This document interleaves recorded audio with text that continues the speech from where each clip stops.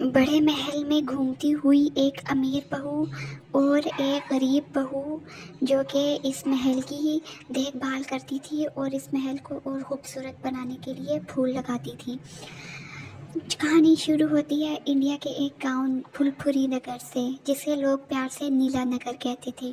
یہاں پر ایک بہت بڑا محل تھا جس کا نام خوشیوں کا محل تھا۔ اس خوشیوں کا محل میں دو بہویں رہتی تھیں جو کہ گلشا کی بہویں تھیں۔ گلشا اپنی دونوں بہوؤں سے بہت پیار کرتی تھی، لیکن اس کی بڑی بہو میں بہت نخرہ تھا۔ وہ امیر گھر کی بیٹی تھی، اس کی شادی اپنے جیسے برابر کے لوگوں میں ہوئی تھی، جبکہ گلشا کی چھوٹی بہو رادھا جو کہ ایک غریب گھر سے تعلق رکھتی تھی۔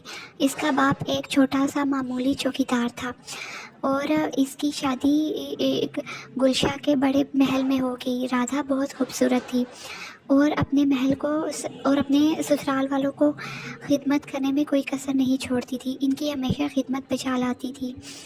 گلشا کو اپنی دونوں بہویں بہت پسند تھی، لیکن بڑی بہو میں بہت نخرہ تھا۔ وہ انسان کو انسان نہیں سمجھتی تھی، بلکہ ہر وقت غرور و تکبر اور فرونیت میں مبتلا رہتی تھی اور رادھا سے کہتی تھی میرے باپ نے تو مجھے اتنا جہیز دیا ہے، میں تو اتنی خوبصورت ہوں، میں تو اپنے مقابل کے لوگوں میں آئی ہوں، جبکہ تم تو مڈل کلاس فیملی سے آئی ہو، بلکہ مڈل کلاس بھی نہیں، لوور کلاس فیملی سے آئی ہو۔ تمہارا باپ تو معمولی چوکیدار تھا اور تم جہیز میں صرف ایک صندوق لائی ہو جس میں چند پرانی رضائیاں کمبل ہیں۔ مجھے دیکھو، میں کتنے مہنگے برانڈڈ جوڑے لائی ہوں، کتنا زیور لائی ہوں اور کیسے برانڈ نیو فرنیچر لائی ہوں۔ مجھے دیکھو، میں تو ہیرے کے زیورات بھی لائی ہوں اور تمہارے باپ نے تو تمہیں کچھ بھی نہیں دیا، بلکہ تم تو اس محل کی بہو نہیں ملازمہ ہو، تمہیں ملازمہ ہی بن کر رہنا چاہیے۔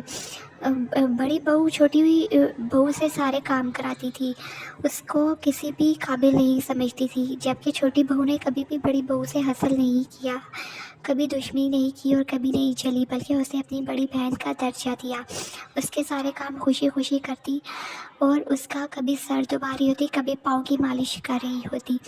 لیکن بڑی بہو کی فرونیت کسی صورت ختم نہیں ہو رہی تھی۔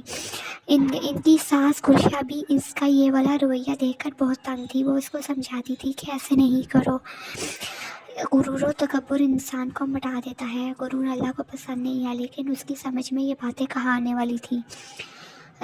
رادھا محل میں بہت خوبصورت پھول لگاتی تھی، وہ پودوں کی دیکھ بھال بھی کرتی تھی۔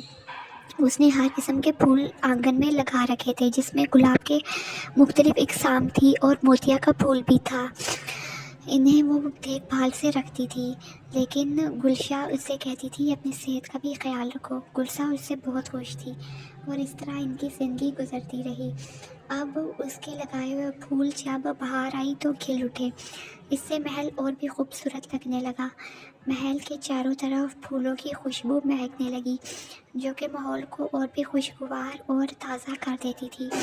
انسان اس پھولوں کی خوشبو میں تازہ دم ہو جاتا تھا۔